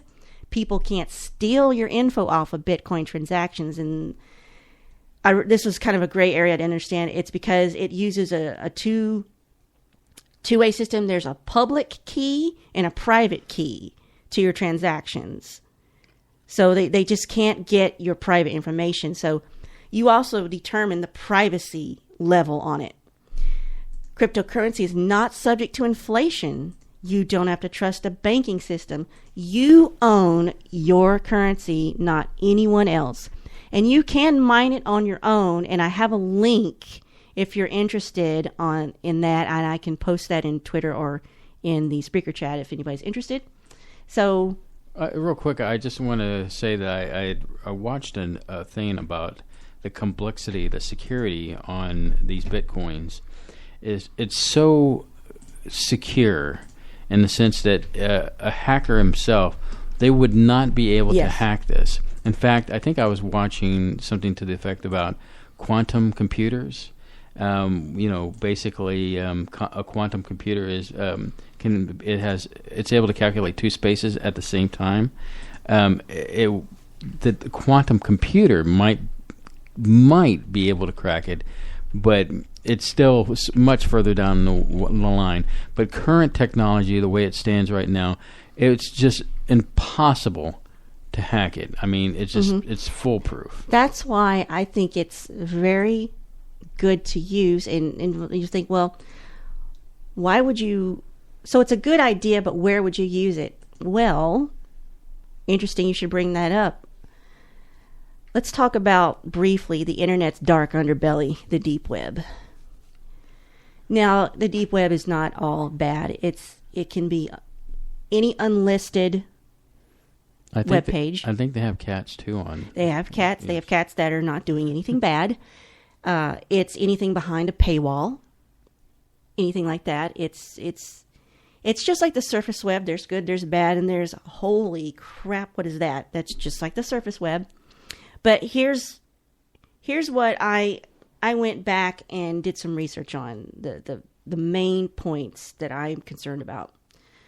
Can you accidentally see something you really didn't mean to or never want to? Well, just like the surface web, yes. If you go onto the dark web, deep web, hidden web, whatever you want to call it, and you go looking for trouble, you will find it. Just like life. Now, you can accidentally click on a link that has no description of where it's going, and you might see something you don't want to see. So, just with the surface web, common sense is your friend. And another question is out there, are red rooms real? Red rooms are allegedly these sites that have video cams, live video cams of people being tortured, murdered, snuff films, and worse. And they could involve children or underage people or anybody, anything. And the controversy is, well, they can't be real because there's no way to stream good quality on the dark web. They said the quality of the video would be so bad you couldn't make out what's going on through Tor and all these other browsers. And they'd be so deeply pixelated, but that's not to say they couldn't. This was very strange. But they said in order to legitimately try to access these things on purpose, it's a multi-step process, and it starts with some really old school techniques like finding IRC chat rooms to contact people who know somebody that will vet you, get you in. You may end up having to pay money just to get to the site you want to get. They may tell you you've got to download a custom browser. Can you imagine the issues you could have there? That's so sketchy. One thing, if you're going to go down there to the dark web, I have learned you don't want to do it on a Windows OS computer. It's got too many built-in vulnerabilities. You're going to want to do it on a Linux-based computer. But and this is where you'd use cryptocurrency if you want to purchase anything, whether it's legal or illegal, because the crypto is so secure and it's almost fraud-proof, foolproof. This is where you'd want to use it. And I've watched somebody's video said half of their assets now are in cryptocurrency. So just as anything in life, if you go looking for trouble, you will find it. Any thoughts? Well, I don't want to stick my little toe in that pond, so to speak. I mean, I guess better, what is it, ignorance is bliss? I mean, because why would you want to well, let's just say you can stumble across something. And we ended up listening to a story about a man who decided to hire a hitman to kill him. Yeah, don't know if that was real or not, but it was a very fascinating story. He decided to go on the dark web and hire a hitman on himself as a game. Quite an interesting story. Mm-hmm. Well, Surlana, let's go ahead and take another break, shall we? Yeah, it's only getting hotter in here. Not in a good way. We're counting down the hits of the internet, and we'll be right back after these messages.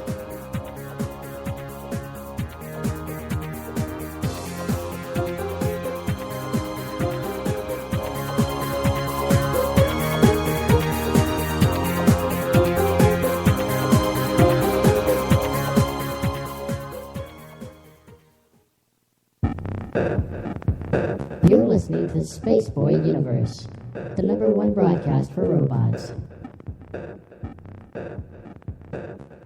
They say in space, no one can hear you jam. But that has all changed when Spaceboy dropped his latest release digital. Get your copy now on spaceboymusic.com.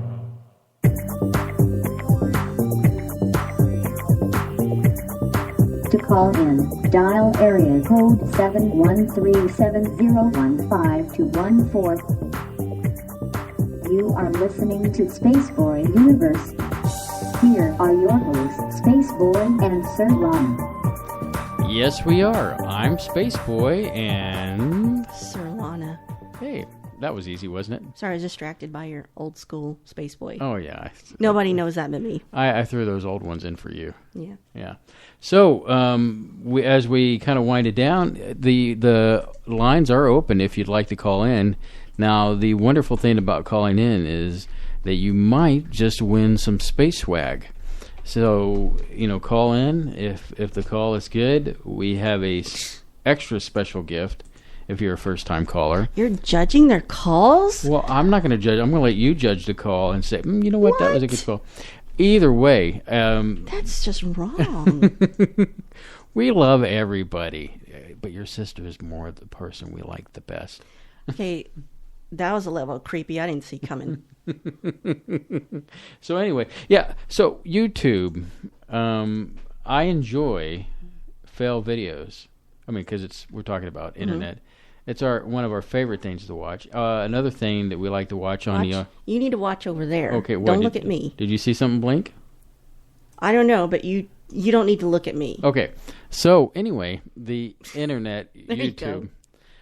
Should I put my glasses down?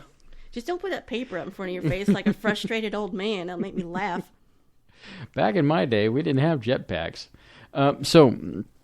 YouTube, we like to watch the fail videos. We like to watch the Russian car crashes. Any thoughts on those? They're only Russian because the Russians are the ones that have the most dash cams. That is because true. of their insurance fraud. They're trying to make sure... Because we've watched people throw themselves onto the car hood. That's why they can catch these people committing the fraud, and they say, well look, they clearly... threw themselves out on purpose, so that's why they happen to be Russian. That is some crazy stuff, let me tell you. But I have more topics than we can fit into this show, so if you'd like to call in now, go ahead and do it. That's fine. 713-701-5214, and just don't worry about me. Interrupt.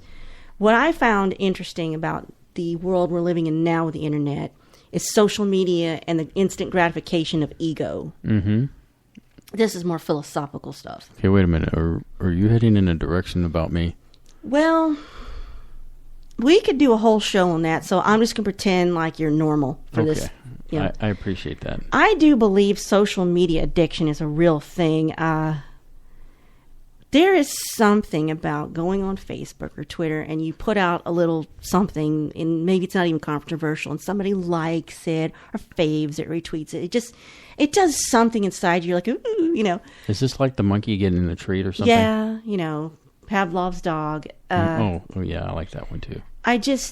There's something there, and I think you can get addicted to that. And I think you can also get addicted to negative comments and drama because, hey, at least you're getting attention. There's no such thing as bad press. But I begin to just research that this must be a real thing, this obsession, this addiction to stuff on the internet, social media, whatever it is, apps. Because here's the titles of some articles I found. Does Facebook make you depressed? Ban smartphones from kids' bedrooms. When to know you've had too much Facebook. Capture your life in your soul, not in your social media. This leads to me to believe there's some kind of dark side out there. And I just think it's got something to do with it's almost like getting a hit, a high in a way. Well, that must be... I will admit, I enjoy when I have a notification. So I guess there's something to it. Les noticed me. I've got the popular kids. So And you see online, you see these photos people take where you've got a family sitting at a table and they're at a restaurant or they're at home and they're all looking down at a tablet or their phone. Now, you and I are guilty of this. Yes. But now we have this internet broadcast thing, so we kind of have a legitimate reason. I mean, it is legitimate. I mean, we do talk to each other about what we're looking at. Mm-hmm. So but as my father points out, what are they looking at that is so important that they can't walk down the street without... And how old is your dad? He was born in 1935. So that, back in my days, we played checkers. Well, and we loved it. I'm not making fun of him. He's got a point. Yeah, I mean, it is. We lived in the time without it. It is true, because, I mean, when I saw a video, going back to the internet, it's funny. I was watching this video of this woman who was looking at her iPhone and not paying attention, and what happens? She falls into the fountain. How can you miss this big fountain thing? By not lifting your head. And she didn't lift her head, and she fell in. I was just, well, I can't say I was blown away by it, but it just... what? People could be that dense. So are we so obsessed with this device we're not having real face-to-face contact relationships? Are we talking to somebody else through the social media, on the phone, on the tablet, on the computer? I mean, what's going on there that is so much more engrossing than driving your car, walking down the street, oh my gosh, using the public restroom. Ladies, how can you do that? How can you have this I mean, maybe if you're talking to your husband or something, but I swear I've heard business calls at work. When I'm taking care of business, I don't have time for other business. I want to stick to the business at hand and get that business done and taken care of, and then be done with it. But I'm not going to have a conversation with anybody while I'm trying to... I understand taking your phone in there to do business, so you can do your word puzzles or whatever. That's just normal to me, but the whole on social media all the time, not bothering to look up or texting, is there something there that you're getting out? You're getting something out of it you're not getting from life, real life. So Sherry Turkle, an MIT professor, says, and so by so obsessively documenting our experiences, we never truly have them. Mm-hmm. Do you think that's true? Have experiences that that can't only be had by a virtual representation, is what you're getting at? Maybe, I don't know. People want to talk to a version of you, not the real you. The thing is that because we come from two different worlds, not you and I, two different. I mean, we do. I come from Louisiana. You come from Texas. No, what I'm trying to get at is you have a pre-internet and an internet version of ourselves, where we. Yes. When I was a kid, we went out and we hung out with our friends. In my day. I know. I'm starting to sound like the old man. But we went out. We played. We rode bikes. We did all these things, and computer games were at its infancy, but we still went out and did things, and it was just kind of a great time to be a kid, at least from my time period. Yes, we actually went out and did things. We still went out and did things, and we broke things, and we got dirty. Yes, we fell down. We got in real trouble. Yes, I mean it's you see these kids and they're just plugged in. I mean, I noticed a girl on the way into Walmart today when we picked up some stuff. And I think what struck me was that she must have been like 9 or 10, and she had an iPhone. And now, using technology as a pacifier to shut your kid up, what do you think about that? I wished I could have had it when I was 5 or 6 years old. I mean, I didn't cause problems because I was so shy.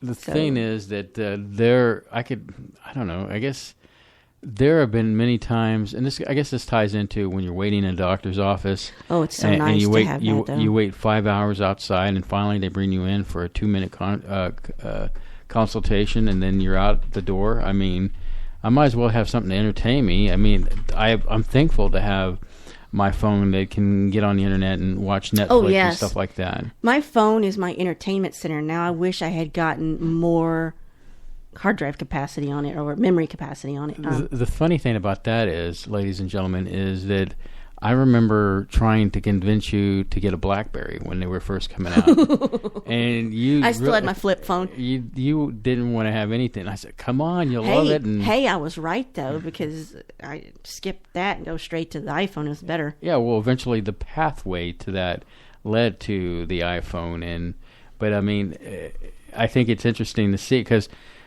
I got to see firsthand watching her go from not wanting the BlackBerry to, ooh, I like this. I can customize my ringtones and all that good stuff. My dad got to watch me go from not wanting to leave Windows 3.1 to going to Windows 95. It's the same experience. So I kind of relate to that because I'm the kind of person, I don't like to do the updates immediately. I like to see all the other lemmings drop off the side of the cliff and see work the bugs out.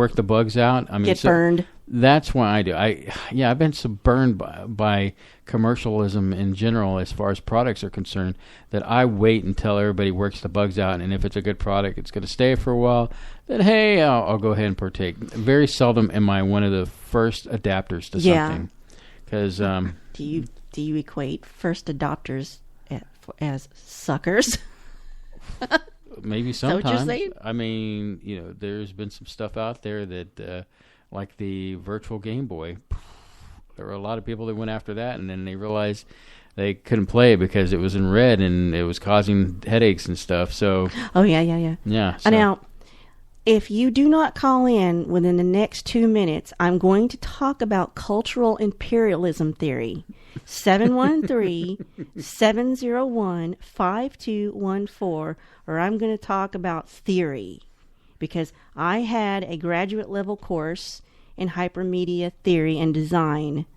So you've got the clock is ticking. Spaceboy's actually watching Skype right now. 713-701-5214, which brings me to a cultural imperialism theory. So as we get more internet, we get more of our media, our messages are going out there from America, Canada, Europe, Australia, the big first world countries, right? Mm-hmm. You got a lot of our commercials, our ideals, our products, our porn, things like that. Sorry, Dennis. For God's sake, someone call.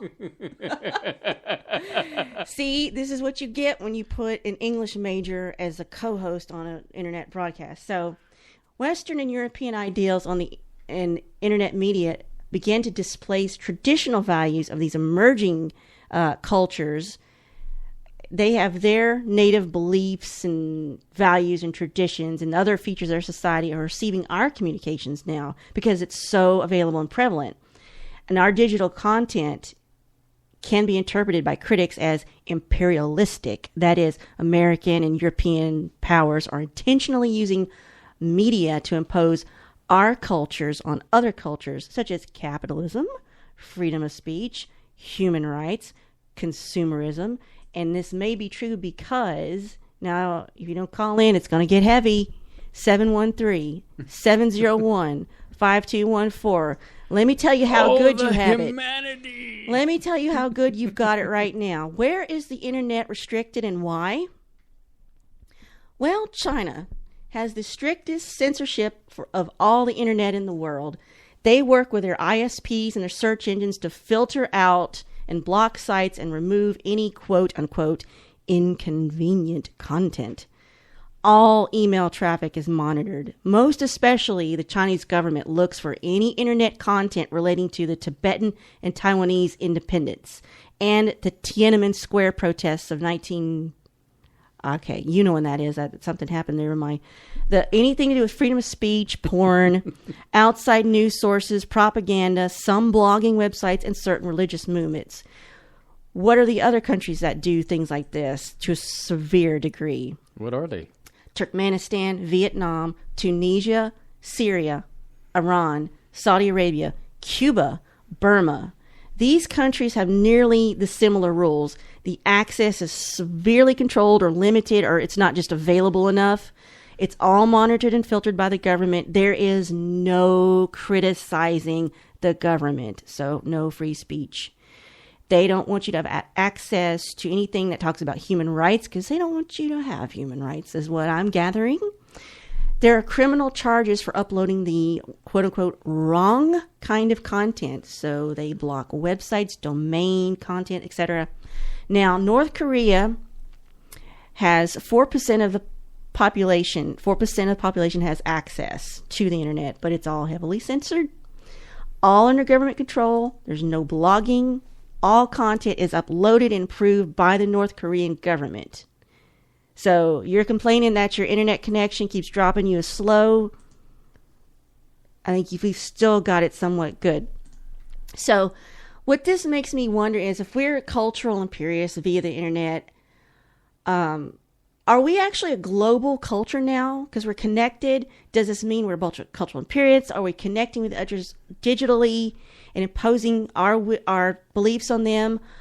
Or are we just getting together and gathering at the table and looking at cat videos and not hurting anybody, but we're also not making real connections with each other? It makes me wonder, am I sitting here uploading this content, hurting this other culture, and also ignoring you over there because we're too busy doing this and we're not having a real relationship?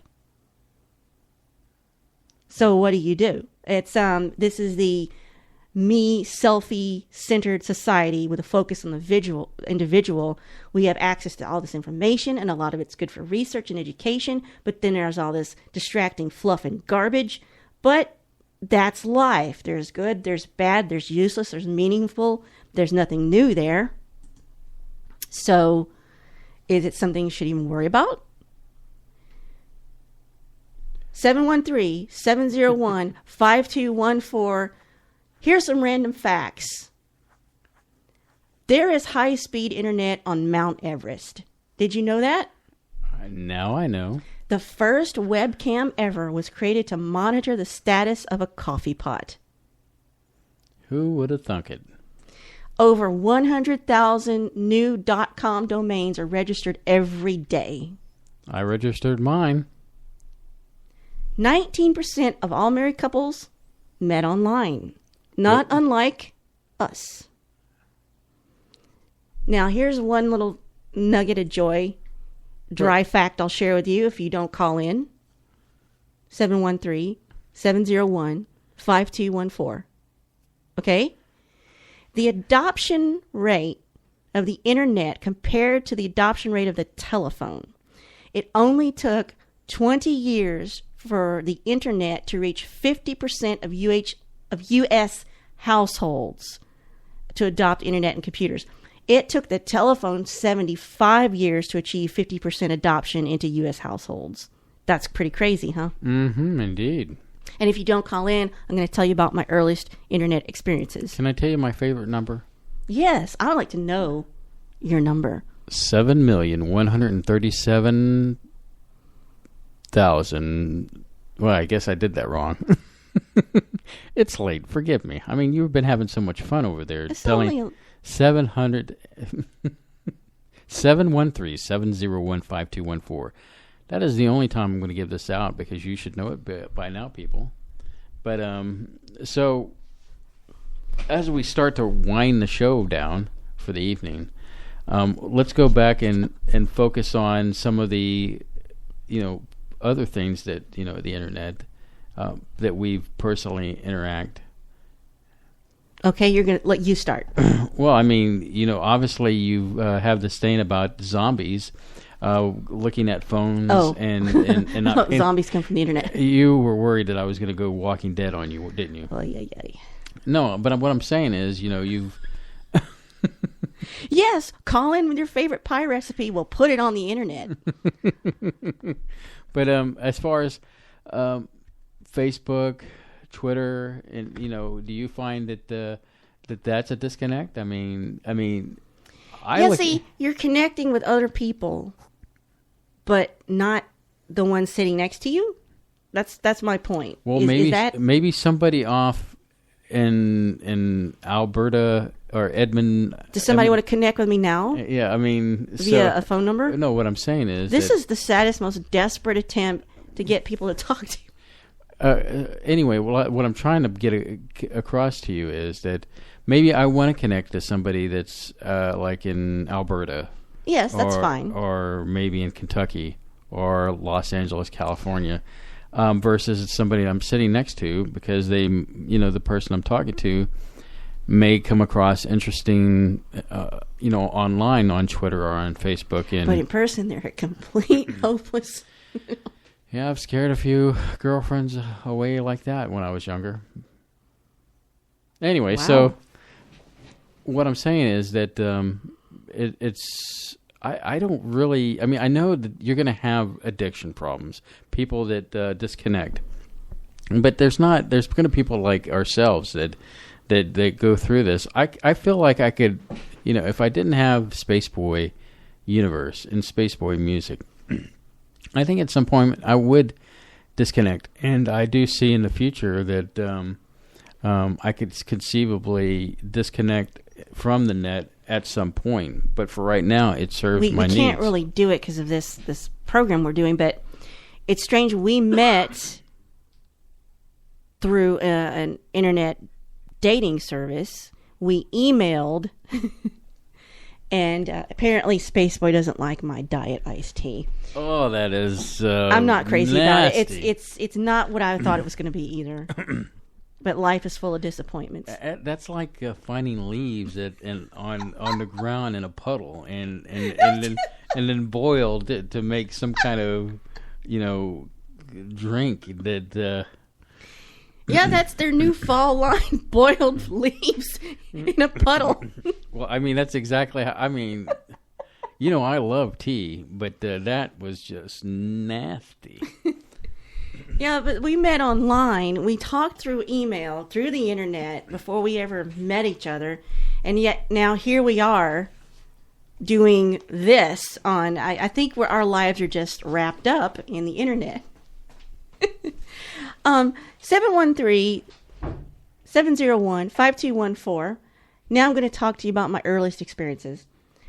They started with Netscape Navigator, as he mentioned earlier, and my gosh, did we have that thing forever. And we could have wallpapered a living room with AOL diskettes, right? I don't know if... okay, somebody's got the good stuff now. Does anybody remember? I'm sorry, I'm still dying here from the teas. The dead leaves. I'm led to believe that a dog might have pooed next to these leaves in some water. And then it was boiled. I'm still drinking it. Well, I'm happy for you, but that's... Anyway, I don't know if anybody remembers, excuse me, getting on AOL and being flooded with the diskettes, even though you already had the service, and being physically spammed for the first time by an internet provider, and going from 14.4 to 28.8 to 56K to DSL and then to cable modems. I went through every single iteration to connect. And that's thanks to my dad for all that he complains about his iPhone or technology now. Well, he is the one. He pushed y'all to. He is the one that got us online, got us a computer, made me sit down, learn how to do it, do all these games, do things. He made me learn how to put a computer together from scratch. So I owe him a lot. So you are capable of knowing IT stuff. I do know. I did tech support for a year and a half at another university the year after I met you. Mm-hmm. And I got tired of people whining. And then you went to another. And I went to web development. I got tired of all it.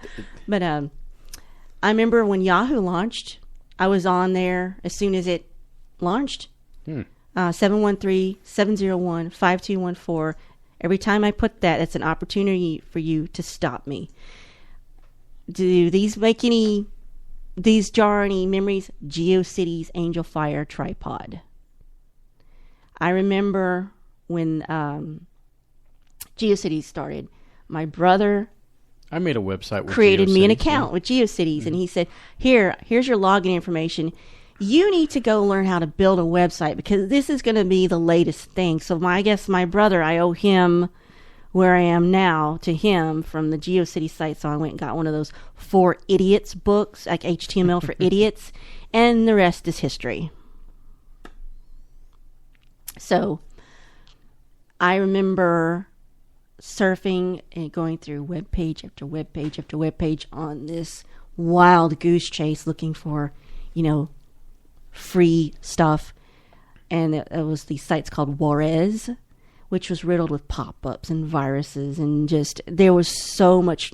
We had it so much worse with computer viruses from the internet back in the day, and getting them from things like iMesh, Napster, and LimeWire. My favorite was Morpheus. There was a program called Morpheus where you got everything. And of course, today people do BitTorrent, which I don't understand. But this is before that. I used BearShare and LimeWire. I used everything.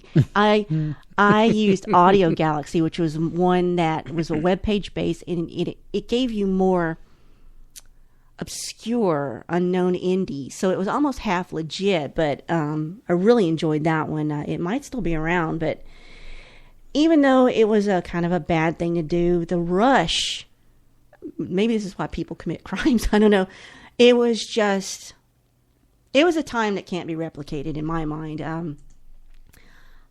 713-701-5214. I remember getting Microsoft NetMeeting to work one time and never again because we didn't have the right connection speed today. We didn't have the right, video card.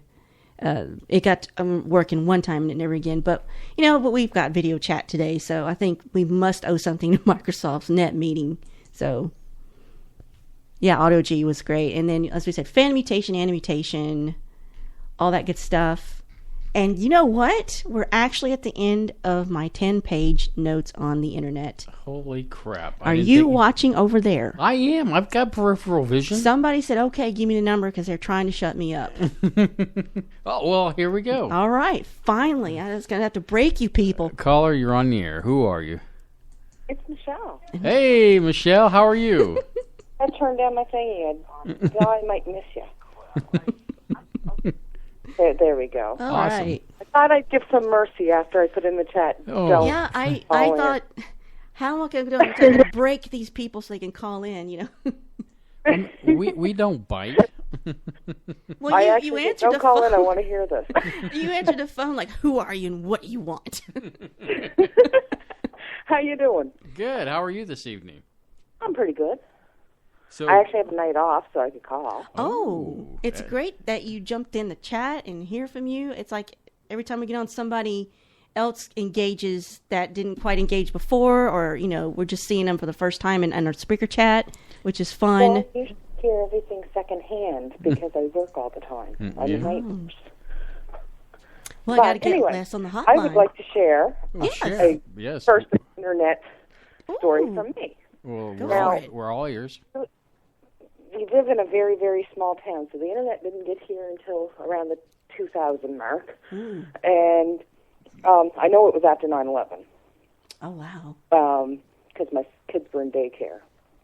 Anyway, Quentin would have been about, my son, would have been about 4, and he's what they call high-end autism.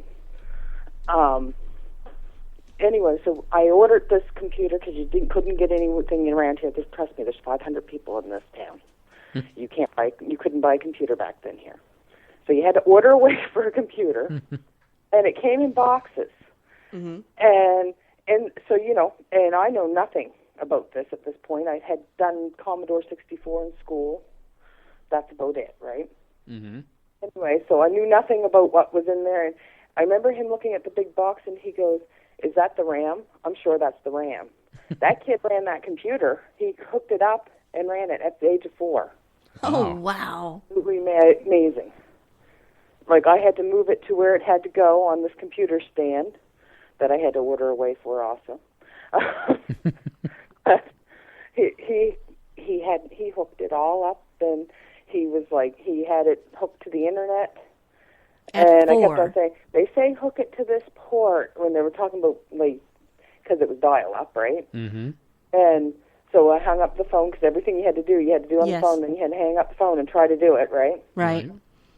And he had that computer running like that. At 4 years old. At 4 years old. And how did that make you feel as an adult?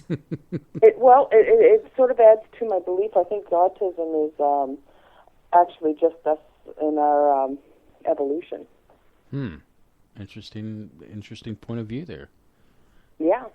Do you remember what y'all did when you first got online? Yeah, Hot Wheels. As good as anything. I wasn't long following behind and downloading the music, and I don't know, you guys remember LimeWire? Yes, I used them all, everything. That was one of the ones I used. Yeah. Yeah, and then I found out that you can't just download Snow White and the Seven Dwarfs and not watch it first before you let kids see it. Mm-hmm. Yes. Oh, yeah. My goodness. It might be a good idea to preview what you download. That was a hard lesson learned. Oh, man. I'll press play and walk out of that room. Those were the days, though. Anyway, cool. Nonetheless, that's all I had to say. All right. Well, we appreciate you calling in, but before you go, since you actually made the attempt to call, I want you to send an email to Surlana at Surlana. Well, let me get this straight. Surlana at spaceboyuniverse.com, and we're going to give you an official Spaceboy Universe T-shirt, so we can get you hooked up. Okay. So send her your information. SURLANA at spaceboyuniverse.com. I'll put it in the chat. That because I stopped everybody from calling. I literally said, no, don't. I want to hear this. I want to hear this. I've never used dry facts as a threat before. Well, you've never been alone with her, so, Yeah. If I really want to put the hurt on all of you and Spaceboy, I'll open up a can of Jane Austen. Oh, my God. Save me. Well, Michelle, we appreciate you. It's time for the show to end, so that's all yours, Spaceboy. Oh, thank you. We love you, dear, so call in anytime. Okay, bye. Thank you. Bye-bye. All right, we got a caller in. So, well, we had to beg.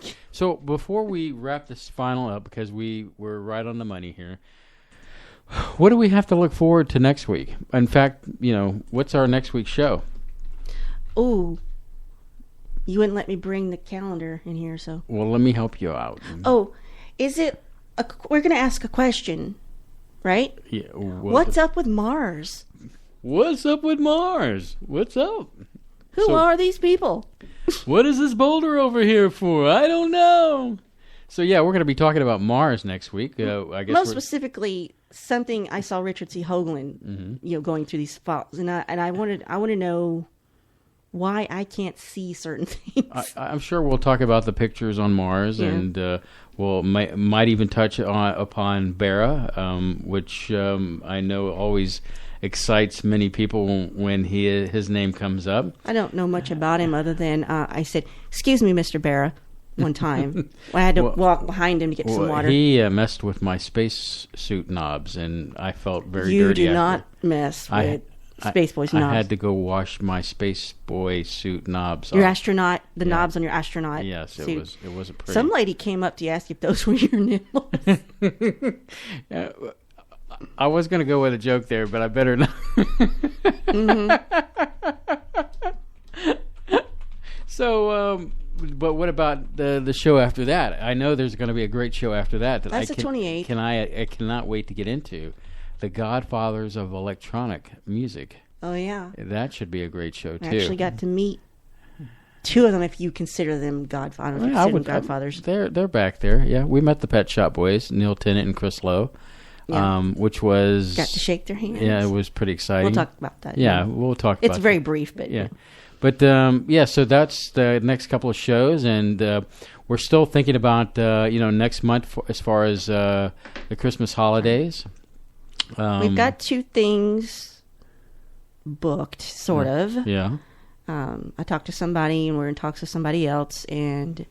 Don't know about December 26th. I mean, I don't think you and I are going to be doing anything. So. Well, I mean, I think we might have a show that day. We could do it. Yeah. I mean, whether anybody else is out there, I mean, so that's not our problem, I guess.